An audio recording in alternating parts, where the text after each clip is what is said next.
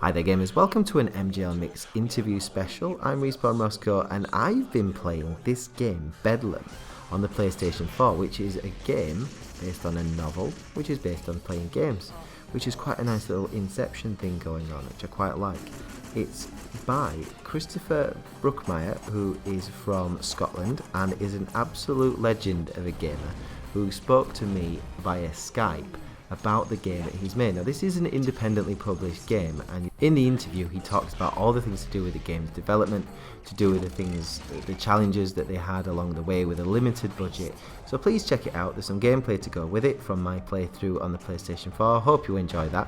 We've also got the official review going up on mygameslounge.com today as well, where you can find that linked in the video or in the text on mygameslounge.com. Enjoy. How are you doing, Chris? I'm very well, thank you. Good. First of all, just to ask you about yourself. How does it feel to have a game that's based on your novel that's literally on the market now and it's being played by gamers all around the world? It's real schoolboy fantasy stuff because I grew up on video games from the early 80s onwards, having my first ZX Spectrum home computer, loading on cassettes, that kind of thing. Yeah. And I've watched games evolve down the years. I kind of had my adult sort of gaming epiphany of getting involved in playing Doom and Quake and being involved in the online gaming leagues, that kind of thing. So to actually have a game finally come out and it be the story I was trying to tell, it's hugely exciting. Cool. I remember ZX Spectrum days. I had the problem of not being able to spell very well, so I'd often have to go around the entire tape again because I'd like put an A instead of an E or something in the wrong place. The joys that these gamers don't know. I mean, what was it like actually getting in? Because obviously coming in from a gamer and from a novelist, what was it like seeing the process to having a game actually made? Well, it was one of the most unusual and yet rewarding creative processes I've ever been involved in, because I'm not someone, as a writer, you kind of have almost absolute control over what you're doing and what the story is, because you don't have budget constraints, you don't have logistical issues. Nobody can come in and say you can't have that in your novel because it's too expensive to build. And so what was interesting was working with the developers. I think we all knew what we were trying to do. We all had the same love for the games that we were kind of paying homage to, and we all grasped the concept. But it was, what was interesting to me was just seeing things that I'd never thought about while I was playing games. As a consumer, you hadn't thought about the decisions that were needing to be made. So I was working very closely with them, like with, for instance, the level designers, because they would map out what they were planning to do in terms of bringing one of the worlds to life. But then it would be something I hadn't thought of. They'd say, well, we want the player to do X, and I'd have to come up with a story reason for why you were doing it. For instance, quite early on, there's a level that's kind of a throwback to domination type gameplay in Unreal Tournament, and so I had to come up with rather than just say that you're doing that, it's domination rules. I had to come up with a reason that fitted in with the story, which was to do with controlling beacons to prevent a landing craft coming in with reinforcements, that kind of thing. Yeah, I played that one the other night. I really enjoyed the domination level. I thought it was funnily done as well. The character really brought it to life. Oh, there was dialogue there that was in the book. The idea that the sort of COD science fiction, daft science fiction that you got in the sort of late 90s games of some sort of alien species. So I had in the book them being ludicrously aggressive in their plans, and so there is that dialogue going on over the top of things, where one of them is almost like he can't understand why the people of Earth are so angry, and then his colleagues explaining all the things that they've done. Yeah, that was funny. it's just the type of thing that I suppose it's that almost like Python-esque British sense of humour, that sense of the absurd about it. That because I think that I love the the genre, but I think in recent years FPSs have started to take themselves horribly seriously. And so with Bedlam, I just wanted to have fun and put in as many jokes as we could possibly cram in there. It is definitely funny. I mean, was that what were the main? Oh, it was the next question actually. What were your main goals when you set out to make this game with Red Bedlam in mind? Well, we're a sort of small independent undertaking, so we'd a limited budget, and we wanted to give the player the sense of immersing themselves in not just a game world, but in an interlinked universe of games. So instead of we thought that if they're in a science fiction game like Starfire, that we didn't want to take them out of that game by the notion that it's an interlinked world of games. We wanted that to actually be more involving, to feel like that there's a whole ecosystem of games really going on around them. But we wanted gamers to recognise the games from different eras, to sort of get a wee bit of nostalgia from it, and at the same time to do what gamers like to do, which is to mix things up. We thought it would be great to, for instance, play Pac-Man from a first-person perspective, so we've got that in the game, and also we thought at some point you've played a realistic shooter and wished you had the weapons from a big science fiction shooter, and we thought, it would be fun if you could allow the player to do that. So these were the goals. We wanted to kind of make a humorous game essentially for people who had played these games down the years, and so they would get the references and they'd get the jokes. I think that comes off because obviously, as I say to the My Games Lounge audience, right, I'm getting on a bit now for a gamer. I'm plus 30, which is quite old for these new gamers. And I think if you play this as someone that's played the 90s games, the late 80s games, you'll probably get more from it than someone that's just been brought up on maybe Call of Duty. Or they'll probably not quite get it so much. I think that's been slightly borne out in some of the comments that have appeared under trailers, is that older gamers immediately get where it's going. That they'll see the gameplay in the first level, and they'll recognise that it's supposed to look a bit pixelated, and that the graphics they're not just retro for the sake of it. There is a story reason for why you're seeing these retro games. But you'll find that the younger players who've only known sort of AAA state-of-the-art console games are saying this looks shit, and they don't understand there's a reason why it looks the way it looks. But we tried to reassure players quite early on, because you start off in what does look like a 90s game, but there's one of those glitches quite early, so that when you go through into this interstitial space between games, that the graphic quality there would be higher, and also that it would just make you realise there's something more. This isn't just a retro game for its own sake. And I mean, I love what some developers have done in terms of doing retro games. Things like Hotline Miami and Broforce. I think these is great to take that ethos. But we wanted to convey quite quickly to players that we're not making just a sort of homage to late 90s games. That there is something wider beyond that, which is what's also conveyed by some of the dialogue that you're going to start to hear, the characters who are on other games and trying to communicate with you. Yes. There's a funny story that I read when I was researching this, that the guys at Red Bedlam, when you got in touch, didn't quite believe who you were when you rang up. Is that right? Is that what happened?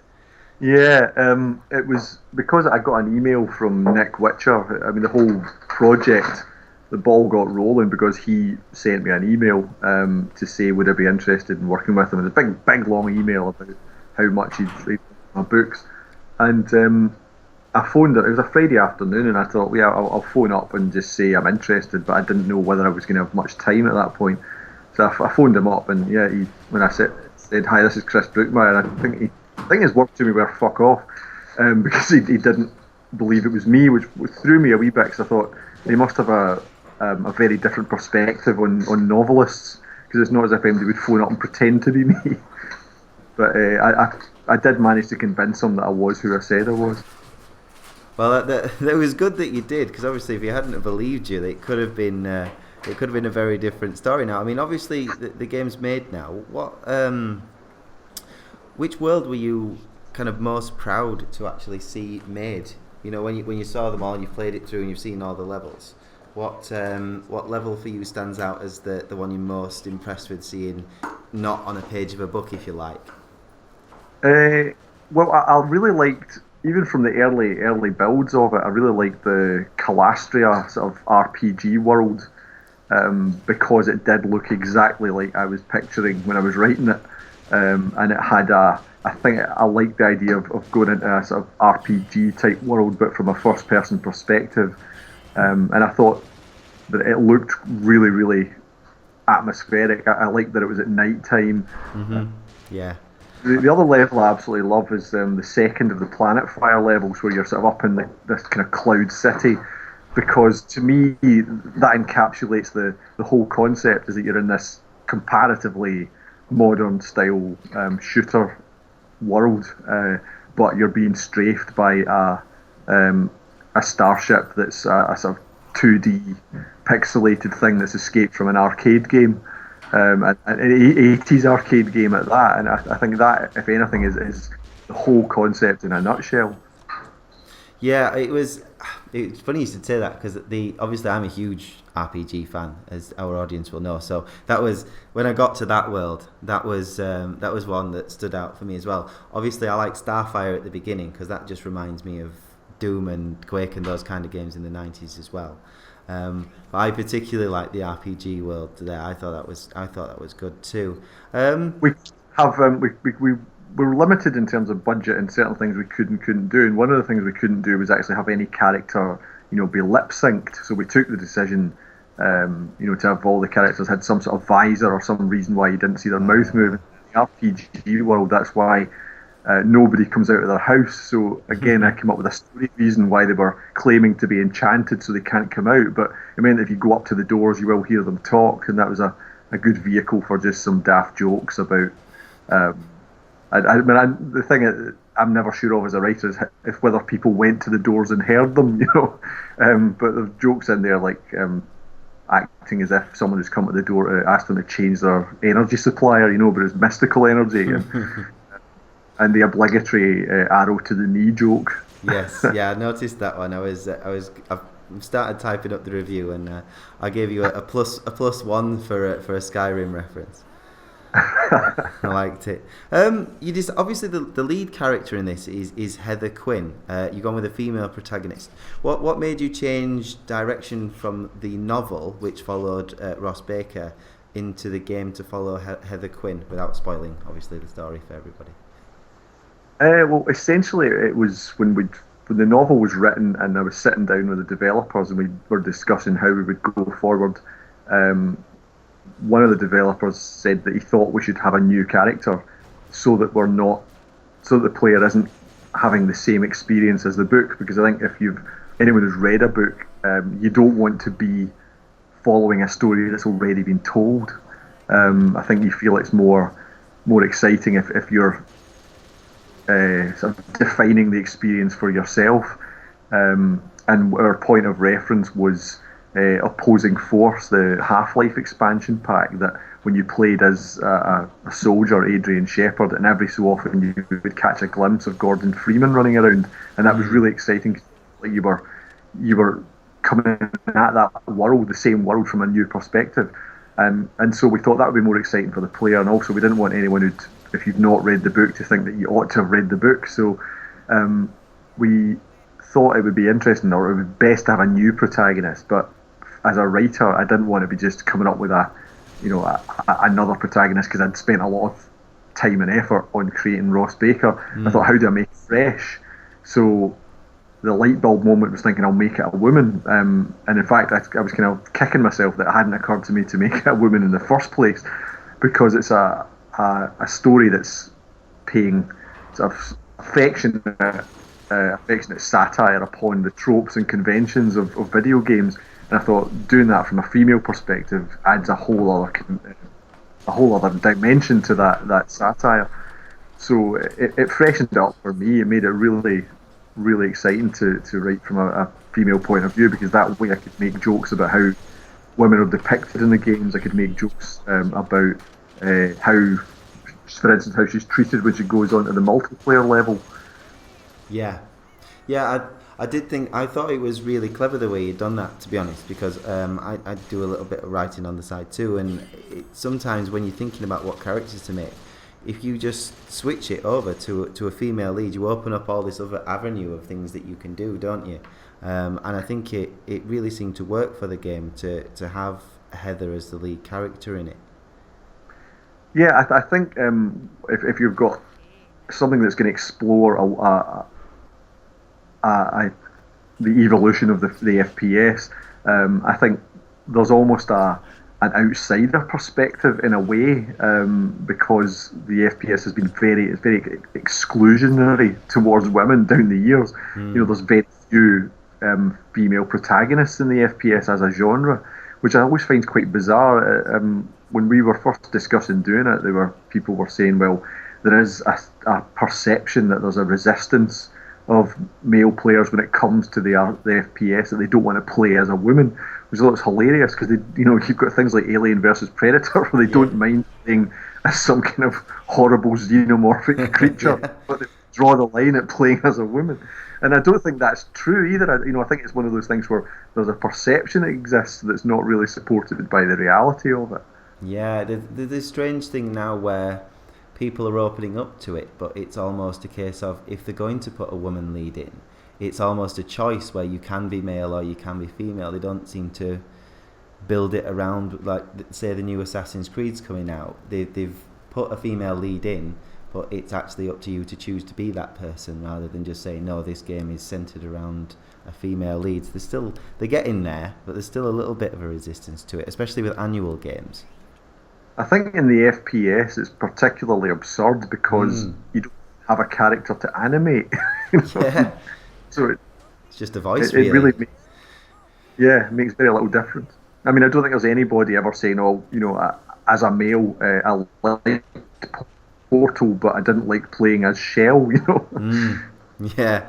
I've just got a couple more for you. There's the last couple, really. I mean, it's just on more gaming in general now. So, as a writer and someone that's now worked on a game, I mean, games seem to be having more richer plots, deeper kind of experiences now. Games like The Last of Us and even first-person games like your Halos of the world are getting really rich narratives.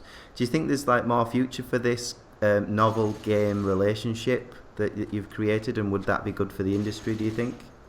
Oh, definitely. I mean, I think if you go back to even Half-Life, that was Valve did get a novelist to work with them to develop the story, rather than what happened before, which is really, you'd often have a lot of the creative effort was going into building engines and building maps, and then somebody somewhere would just cobble together a back of a fag packet script. It will only evolve along those lines. I think at the same time, though, as a novelist and a gamer, I kind of still want to draw distinctions. So, I want there to be a story, but at the same time, I want to run around exploring. So yes, I don't want it to be too preformed or too scripted, really. So I think there's always going to have to be a balance. So that in that respect, the storytelling is about creating the world and creating the environment that you're exploring, and rather than just spelling out the narrative. Yeah, no, it's a great answer. Thank you very much. This is a question that's completely off topic in a way. We ask it to everyone that we interview, so just do your best with it. It sometimes puts people on the spot though, but because obviously you're a long-time gamer, if you could live the life or be any game character in gaming history, who would you choose to be and why? Duke Nukem. That's the first time Duke's been brought up. I like that though. That's good. in terms of my whole perspective and values, he's like probably 180 degrees away from me. He's real sort of alpha male, Aryan, sex god warrior. All the things I'm not, and he seems to have a lot of fun, and he doesn't worry about stuff very much. So that all of these things, if you're going to be someone in a video game, you want to be someone have a completely different experience. So yeah, I'd want to be Duke. I like that, actually. That's good. I mean, I do think the only one way you could make Duke Nukem sound slightly harder is to give him a Scottish accent as well. I think that would work for the Duke. But no, thank you for joining us on this interview, Chris. Today on mygameslounge.com, we're going to have some gameplay from the game from myself and the review out as well. And it is a good game for the older gamer. Definitely, you'll enjoy it. But thank you for coming on, Chris, and I'll speak to you again soon. Cheers, Ross. Been a lot of fun. Thank you, buddy.